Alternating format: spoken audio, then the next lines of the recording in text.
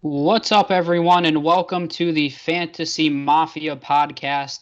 And today we have an NBA edition for you. With the season starting July 31st, we wanted to go over the East and West a little bit and discuss the potential playoff teams, who we like, some potential sleepers as we move through the playoffs. So, my name is Jordan Jaika, aka Dr. Fantasy, and I am here with the Fantasy Caveman.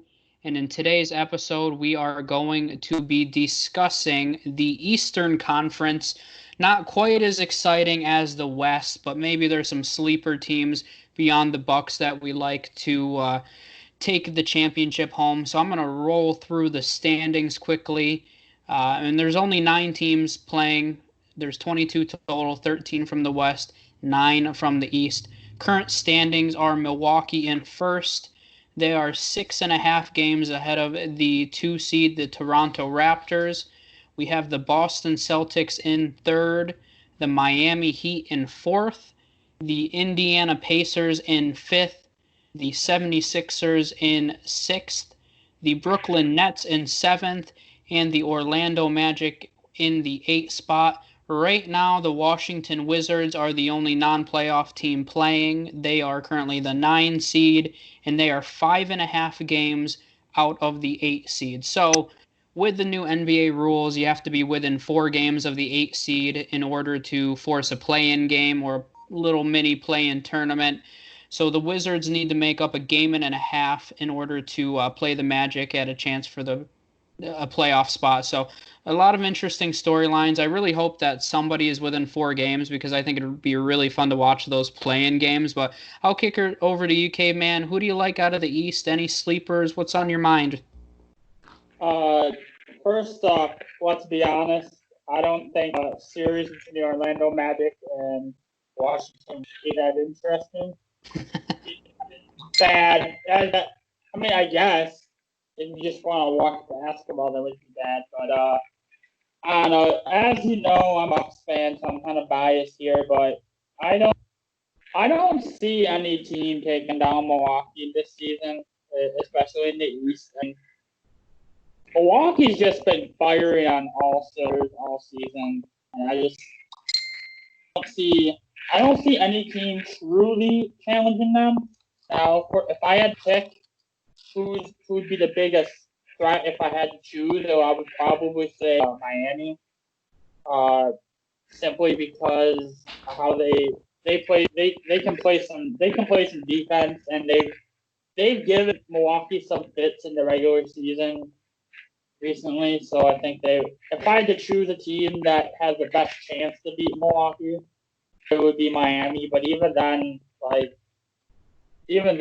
don't see it. I truly think the discussion in the East is who's going to lead the Bucks in the Eastern Conference. Yeah, and that's a discussion to have. Yeah, I mean, I agree that the Bucks are definitely the favorites. I will say that if they play the Magic, this is kind of interesting. I found the statistic before we started, but the Orlando Magic allowed the least amount of points per game of any Eastern Conference team. So they play some really nice defense. They do have some bigs there that can defend. So I think obviously the Magic, I won't say obviously, but I don't believe the Magic are going to beat the Bucks in round 1 if that's who they face, but I don't think that would be a sweep. And maybe that's a hot take. I don't know. I really think that the Magic can eke out a game or two, which just based on their defense alone. But I think the Heat are an interesting name. They're a very deep roster. I mean, they go 10 players deep. I mean, when you really look at their starting lineup and who they play on a regular basis, I have it right here. So their starters: Kendrick Nunn, Duncan Robinson, Jimmy Butler, Derek Jones, and Bam. And then off the bench right now, they have Goran Dragic, Tyler Herro, Andre Iguodala, Jay Crowder, Kelly Olynyk. I mean, they go deep. They go about 10 or 11 players deep, and that's not something a lot of teams can say. I do think that if there was a full season, that the Heat are one of those teams that would have had an advantage, just because maybe other teams would have got burnt out and the Heat go 10 deep. But in this case, everybody should be nice and rested. So I actually don't like the Heat as much. My biggest contender right now is the Boston Celtics. I think the Celtics are probably. I mean, you're not gonna like that I say this, but I actually could Okay. argue that the Boston Celtics on paper have a more talented starting lineup than the Bucks. And I think it's closer than you think. I mean, obviously they have nobody that compares to Giannis, but when you look at the talent that they have in there, I mean, it's very underrated. I would still put the Bucks number one. Don't get me wrong, but I think it's closer than people think. But I just love they play good defense, solid defense. They know how to score the ball with Kemba, Jaylen Brown, Jason Tatum, Gordon Hayward. That's a really strong four. They have Marcus Smart coming off the bench. So I think they have a lot of talent. That would be the team that I would choose to meet Milwaukee further down the line in the playoffs. Depending on what the seeding is, they might not get to meet in the Eastern Conference Finals. But if the stars do align, I think the top two teams for me are the Bucks and the Celtics. Yeah, I see where you're coming from, especially when you talk about the talent that Boston has, especially in their starting five. But I think when it comes to Boston, like their biggest thing is their lack of big men down low. Like who's who honestly who's guarding, like who's gonna guard Giannis who goes down in the post on that team? Yeah, no, and that's a very fair point. Their bigs right now are Daniel Thies and Enos Kanter. So, I mean, I don't think they're I going mean, to be able I to. shouldn't say Enos Cantor isn't terrible, I would No. say, but like he's not a guy that can keep up from low right fucking pass. And that's But why it seems silly, but that's one of the reasons that I kind of like the Magic a little bit. I mean, Vukovic is one of the better defensive centers in the league, so not that he's going to completely slow down Giannis, but I think he poses more of a challenge than a lot of the centers in the East would. yeah, I think the key thing you're forgetting to mention about the Orlando Magic is they have former Buck Michael Williams on their squad. Michael Carter, yeah. Hey, I mean, Hey, you have to remember with the Magic, I would be remiss if I did not mention this, that all the games are being played in Orlando, so maybe they have a home court advantage. Maybe hey, actually the Magic are going to win the NBA championship, and we should hey, be talking about that. hey. But I will say, being from Milwaukee, I know that when Michael Carter Williams left Milwaukee, Giannis lobbying for him to stay. Him and Giannis are very good friends. I'm just saying maybe that's the X factor that the Orlando Magic have against the Milwaukee Bucks is have Giannis's friend Michael Carter Williams, who, if you look at it, he's actually not been horrendous this season for Orlando. He's actually been okay. Yeah, he So, hasn't he hasn't had a ton of playing time because Markel Fultz actually showed a lot of improvement. He was really catching on before the season got suspended. Markel Fultz, which was good to see. I mean, you never want to see a guy fall as hard as he did from number one overall pick to being irrelevant. So yeah, but Michael Carter Williams, man, after he won Rookie of the Year, he fell so hard. Oh my, I can't, I still it's weird to me to think that he won Rookie of the Year. that was a horrible, like he didn't even deserve to win. Like that rookie class that year was so god awful, and like he was like hella inefficient. Yeah. Like what? I don't know how the Sixers were like insanely bad. Like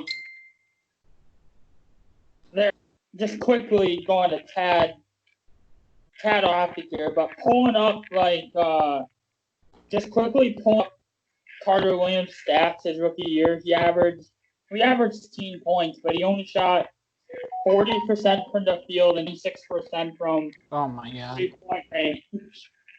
And he did average 6 assists and 6 rebounds, but that's Stat those are kind of like empty stats when you play for a team that was probably won like 10 games. And he did average almost 2 steals. Yeah. So Going back to the playoffs for a second, one other thing. So I haven't heard a lot of people talking about them, but I mean, the Toronto Raptors are the 2 seed, and nobody has any faith in the Raptors. Why No, do you think nobody has any faith in the Raptors? I mean, obviously, what's the biggest thing with the Raptors this year? They don't is Kawhi's gone. And I think that's what a lot of people are looking at. I think I personally think it's a lot easier to win in the regular season if you don't have a true superstar. It's still not that difficult to rack up wins in the regular season. Yeah. And I think the biggest, and I don't know, I'm not sure how people incredibly feel, but I personally think Pascal Siakam is probably like top.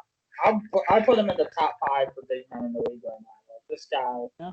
this guy, Siakam's insane. I think it's a big reason why they're. I just think the Raptors have that team chemistry, like very similar to what Milwaukee has this season. I think the biggest difference between them and Milwaukee is that Milwaukee is so much more talented. Yeah. Like overall, and I just don't think the Raptors have enough juice. Yeah, I mean, I will say one of the things that I do like about the Raptors, I think I have more faith than more people. I mean, I wouldn't be surprised if they won the NBA championship, and I know that's crazy to say, but I mean, I like strong defensive teams. I misspoke earlier. I said the Magic allowed the least amount of points. They were the third least. The Celtics and Raptors are ahead of them. But I really think that strong defensive teams really tend to rise to the top in the playoffs. So the Raptors were the best defensive team in the East before the season got suspended. I mean, when you look at their starting lineup, it's just a very solid starting five. Serge Ibaka is very strong defensively. Once again, I don't really think anybody can necessarily stop Giannis, but there's definitely people that can slow him down. So, and Marc Gasol. I mean, Marc Gasol is a tremendous defender, and I think Marc Gasol versus Giannis could be an X factor if those two teams were to play in the Eastern Conference Finals. So, between Kyle Lowry, Fred VanVleet, OG, Pascal Siakam, Ibaka, Gasol, it's just weird to me. I don't know if it's just because, I think it's like you said, Kawhi's gone and people are like, oh, they don't have a superstar. How are they going to win? But, I mean, I could argue that that team is very similar to the Detroit Pistons when they won their championship with, Chauncey Billups, who I don't think a Kyle Lowry, Chauncey Billups comparison is too insane. No. Rip Hamilton, Tayshaun Prince, Rasheed Wallace, and Ben Wallace. I mean, those were just all solid players in a great defensive team. So, I don't think people appreciate defense in the NBA. And, we're all looking for superstars, which I don't know if I throw Siakam in that category. Yeah, I think he will be within a He year. is. But uh, I think he's there. I just, to me, I think he has superstar talent, but he's really only performed at that level for a year now. So I need to see another year before I give him a superstar status. That's fair. That's fair. I think when it comes to playoff time, I think you need that superstar. Not there's not. I mean, I kind of goes against what just said 5 seconds ago about Malcolm, but I don't think he's that role player that can just carry the team. I don't think he's there yet. Yeah. But I think when it comes to who's the last champion that didn't have a bona fide superstar on the list? Yeah, I mean, it might be those Pistons, honestly. It might be. So it doesn't happen very often. I just think with Toronto, like they don't have. Lowry's a really good player. I agree with you. He's underrated. Siakam is that guy just yet. So I just think it comes into playoff time. I just don't think the Raptors have that superstar that's going to be able to push them over the edge, or even if they're over Milwaukee in the East. So I Yeah, can see them. I can meeting up in the East Finals. yeah. I can see that, but I don't think Toronto has enough to beat Milwaukee. And that's one of the only reasons I think for me that I would give the Celtics a better chance to beat the Bucks is just because I think Jason Tatum is more on that level than Pascal Siakam is. So I think that's the only reason they're both strong defensively. But kind of going through the other teams that we haven't really mentioned briefly, I don't think the Brooklyn Nets without Kyrie or Durant are any threat to anybody. The Indiana Pacers are really one of the top 5 defensive teams in the East, but they don't have enough offensive firepower, in my opinion. Same with the 76ers. Very strong defensive team, and I just don't trust them to score enough points to compete with the Bucks, the Celtics, the Raptors, any of those teams. So let's talk about briefly the number 8 and 9 seed here. We have the Washington Wizards versus the Orlando Magic. The Wizards, interestingly enough, in the entire conference, scored the second most points behind the Milwaukee Bucks. I didn't realize that the Wizards were scoring so many points this year, but if you had to pick right now, are you giving the edge to the Wizards or the Magic? That's a tough one, and personally, like they're both bad. In the end, like it's a situation, honestly, where they're just gonna get played. They get swept by Milwaukee. Like I know you said maybe Orlando can take a game, but they're gonna take 2 games. Okay, let's say. Well, I'll give you a scenario. You have to bet your entire life savings on whether Orlando would take a game from Milwaukee. Would you bet your one game. Life savings that Orlando would take a game? 1 game, yes. That's crazy. I would go the opposite. But back to the point at hand. I'm gonna lean Washington, and I only say this because they got a fellow over there by the name of Brad Beal, and that dude is a. Why do you think they score so much? Is Bradley Beal's a superstar? Yeah. And the Orlando Magic, do the Orlando Magic have a superstar? No, not really. I just think if when you're down to that, I just think you're talking about playing games. I just think those are the situations where a guy like Bradley Beal can carry a team, especially against a weaker team. I just think he could take over and do what he needs to do. So I would give the edge to Washington. Yeah, and I don't think I would necessarily disagree. So the toughest thing that you have to keep in mind, and for people that aren't following it too closely, is that the 9 seed has to win 2 games in a row. And in my opinion, I agree that Bradley Beal is by far the best player on the court if the Magic and Wizards are playing. But to me, I mean, I think that the Magic, once again, just because of their defensive ability, if they spend all their attention focused on stopping Bradley Beal, I think it's hard for the Wizards to win. And I think they could, slow Bradley Beal down. And, if you're relying on Shabazz and Thomas Bryant, Achimara, who's there, I mean, they're solid role players, but I don't see them taking over a game. Yeah, I think it's all going to depend on where they, how that race stuff. I agree. It's going to be very tough for either team to win 2 games in a row. So that's going to definitely depend on how that shapes out there. Yeah. So I think we're both in agreement, right? Milwaukee's the best team in the East, probably going to the NBA Finals. In the NBA.